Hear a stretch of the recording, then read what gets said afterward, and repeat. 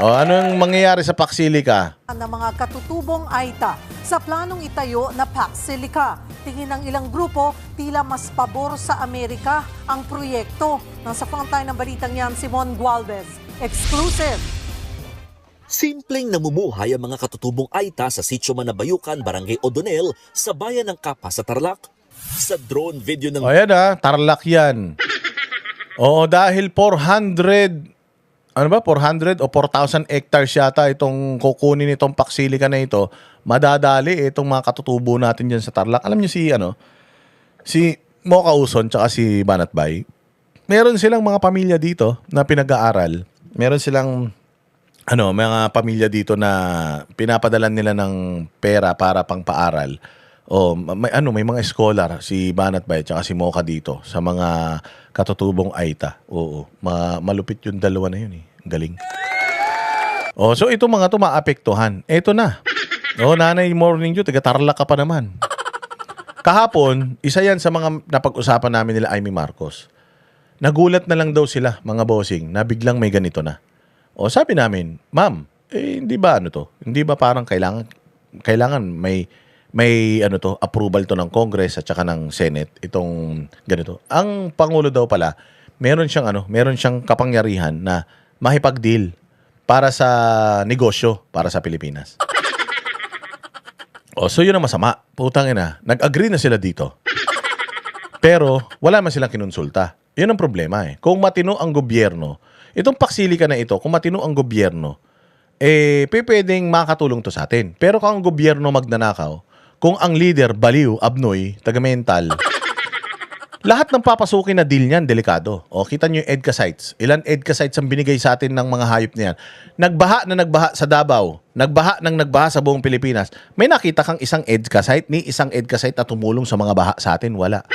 Sabi nila yung EDCA sites daw na yan ay tutulong sa oras ng kalamidad. Putan, dami ng kalamidad dumaan sa atin. May EDCA sites? Wala. So, tinatarantado tayo na ibigay na yung mga EDCA sites na yan. Ilang EDCA sites yan, hindi natin napapakinabangan. Yung mga EDCA sites na yan, mga bossing, bawal tayo pumasok dyan. US property yan. Hindi tayo pwedeng pumasok. Ang batas natin hindi nag-a-apply sa mga properties na yan. Exclusive, military zone ng Amerika yan. Yung konstitusyon natin, hindi gumagana doon. Yung konstitusyon ng Amerika gumagana doon. Ngayon, ganito rin dito. Baka ito, pag ginawa itong Paxilica na ito, pag isinara itong lugar na ito, putang ina, baka pati gobyerno natin hindi na makapasok dito. Kasi pag-aari nila ito, baka kasama yan sa kontrata nila. Hindi kasi ito kinonsulta, unang-una, sa mga nasa gobyerno. Ang masaklap nito, dyan sa Tarlac, sa laki ng masasakupan yan, nakonsulta ba yung mga LGU dyan? Nakonsulta ba ang local government ng Tarlac? Nakonsulta ba yung mga taga-Tarlac, yung mga residente ng Tarlac, yung mga barangay sa Tarlac? Nakonsulta kayo? Wala, di ba? Kasi nga, putang ina, may illegal silang gagawin dyan. May illegal silang gagawin dyan. Papaliwanag ni Amy dun sa Vox Populi kung anong klaseng mga mina ang kailangan nila dyan eh. Masisira daw ang kalikasan natin dyan. Kasi ang mina daw na kailangan, buti sana kung yung mina na kukunin nila sa atin, nasa ilalim ng lupa, kukunin lang nila. Ito na yung mina. Hindi daw. Kukuha daw sila ng mga particles, tapos sasalain nila yon para makakuha nila yung mina. Saan mapupunta yung mga alikabok nun? Halimbawa, magmimina ka ng copper. Hindi yung mismong copper ang makukuha mo eh. Para makuha mo yung copper, kung ano-anong chemical ang gagamitin mo para lumabas yung copper na yun. Yung mga waste nun, saan pupunta? Pupunta yan sa hangin, masisinghot natin, pupunta yan sa tubig, maiinom natin, putang ina, mercury poisoning na naman yan. Ganon ang problemang ibibigay sa atin nito. Puta talaga, sabi ko nga walang gagawin to si Bongbong kundi patayin ang Pilipinas eh. Sisiguraduhin ni Bongbong talaga na pag upo ni Inday Sara, hindi na kayang ibangon ni Inday Sara yung Pilipinas eh. Ganon ang gagawin nito eh. So ganyong kadelikado itong Paxilica na ito at alam mo ang isang delikado. Sabi nga, kapag ang isang kontrata na pinasok ng isang matinong gobyerno dumaan sa proseso, consultation, research, okay yan. Pero kapag dumaan sa mambubudol, sinungaling, magnanakaw, sindikato, yung deal, alam mo na puta pang sarili yan. Alam mo na kumita sila dyan at kikita sila dyan. Baka mamaya niyan. Kaya sila pumayag dyan O baka ang kapalit niyan, pagdating ng 2028, tatahabulin na sila ni Inday Sara, puta tatakas na sila sa Amerika, aampunin sila ulit ng Amerika. Baka ganun ang gagawin ng mga yan. Siyempre, walang kapangyarihan ng Pilipinas over Amerika. Oh, sige na, ibibigay namin sa inyo yung paksilika na yan dito sa Pilipinas. Pero putang ina, pagtapos ng termino namin, hahabulin kami nito ni Inday Sara, ampunin nyo kami sa Amerika. Huwag kayong pumayag na ibigay kami sa kanila. Ganun ang gagawin. Baka may mga ganung deal yan. Oo, may mga ganyan na deal yan. May mga delikado na deal yan. Imposible. Walang mabuting gusto si Bongbong sa Pilipinas. Puro kahayupan ng plano niyan sa Pilipinas. Maniwala kayo. Kaya sigurado ako dito sa paksilika na ito, bagamat makakatulong ito sa atin ng konti, putang ina, dapat i-scrap to. Lahat ng deal ng gobyernong magnanakaw sa kahit na sino, dapat i-ekis yan. Back to zero tayo dapat pagdating ng 2028. Oo, sigurado tayo lahat ng deal na pinasok nila, deal ng mga adik yan. Putang ina yan, maniwala kayo. Puro pagpahirap ang ibibigay sa atin yan. News 5, kitang nasa bahagi ng bundok ang kanilang komunidad. Ang kabuhayan nila, pagtatanim at pangangahoy. Pero wala silang kamalay-malay na kabilang pala sila sa maaaring mapaalis oras na matuloy ang itatayong paksilika. Wala silang kamalay-malay. Ganyang kagago si Bongbong. Ha? Lake sa Italy. Salamat sa iyo. Lakay sa Italy. Lake pa. Lakay sa Italy. Nagyamanak. Kainan yan. Walang alam yung mga tao. Mawawala na sila ng tirahan. Imagine, ganyang kagago gobyerno natin. Ibinibenta mo na yung mga lupa natin. Tainan yung mga nakatira doon sa mga lupain na yun, hindi mo man lang sinasabihan. Satanas, di ba? Aabot sa nasa 200 pamilya ang naninirahan dito sa Sitio Manabayukan. Sabi nila, mula pagkabata, dito na raw sila namulat, kaya oras na matuloy ang proyektong Paksilika, kakaba-kaba ang mga katutubo kung saan na sila mapupunta. Base sa dokumentong nakuha ng News 5, isang sitio sa 11 lugar na madadamay sa gagawing high-tech industrial complex. Naiyak ako, sir, kasi mahal ko po kasi yung bundok dito sa amin kasi lupa ng nuno po pa namin. Kung sino man pong maawa dito sa amin, wag po kaming palisin dito, sir. Wag po kaming idamay. Wala pa naman doon nagpupunta ng mga tauhan ng Bases Conversion and Development Authority o BCDA sa lugar. Sino ang BCDA? Sino ang BCDA? Alam ko si Vince Dizon noon eh. Hindi na yata si Vince Dizon ngayon eh. Si Lorenzana na ba ngayon? Tingnan nyo nga sino yung Bases and Camps Development Authority, BCDA. Ang BCDA ang nangangasiwa sa New Clark City na pagtatayuan ng Paksilika.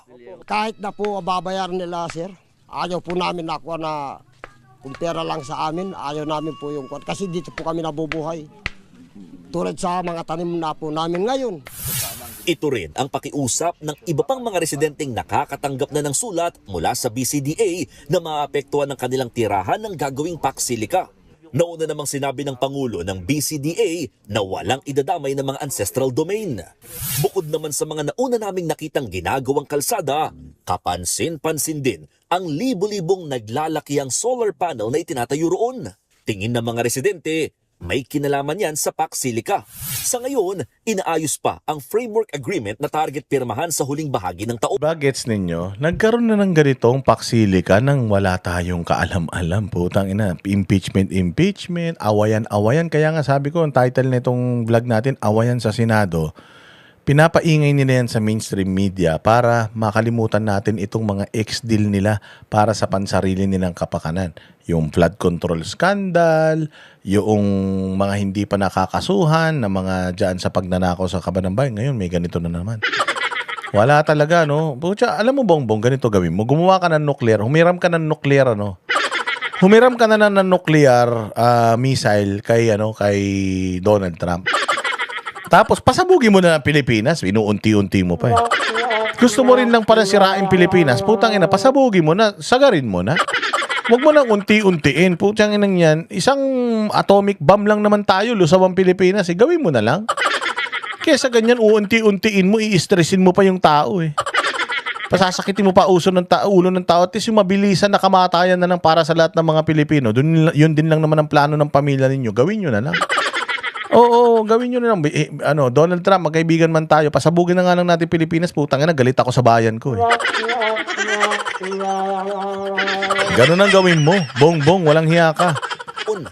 Oras na maisa pinal, sisimulan ang konstruksyon ng hub sa 2028. Pero dahil sa mga nakikitang development sa paligid, tingin ng lokal na pamahalaan, tila done deal na ang proyekto. Kaya sana raw makipag-ugnayan sa kanilang Ayan, mayor, walang alam. Kang ina talaga, akala talaga nito ni Bongbong siyang may-ari ng Pilipinas. No? Tarantado talaga mga putang ina. No? Di ba? BCDA. Naintindihan naman natin yon, no? Para yung at least ma-advance yung Sabi, wag naman, Boss Dada, kawawa ng mga bata at anak na. Hindi nga, mas kawawa tayo kung uunti-untiin tayong papatayin ng mga Marcos na yan. At least yung pagsabog, wala na tayong maalala, di ba? Mahirap na yung uunti-untiin ka, uubusin ni Bongbong lahat ng resources natin hanggang sa mamatay tayo lahat. Mas mamamatay tayo sa hirap nun. Kawawa lalo yung mga anak ninyo, magugutom, kung hindi man hold upin, maging addict. At least isang sabog lang, tapos na buhay natin lahat.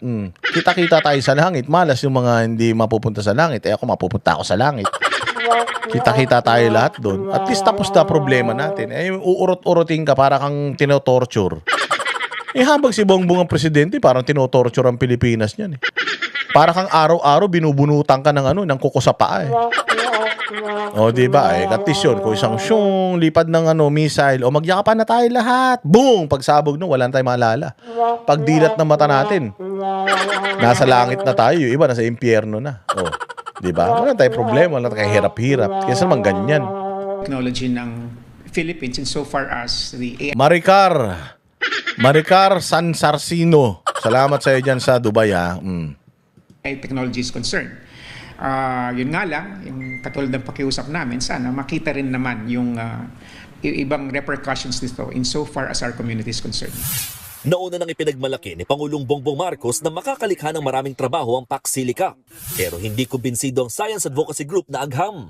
This is actually development that is not for us. This is development that is for the US, wanted by the US, and we're being dragged to it. Ayon Exactly. This will start sa US and will end sa US. Bakit ganun? Sila lang ang makikinabang dito. Ang laki-laki ng lupa nyo sa Amerika, pukin ang ina nyo. Bakit hindi kayo magtayo ng mga pakspaksili ka dun sa mga lupa nyo, mga hayop kayo?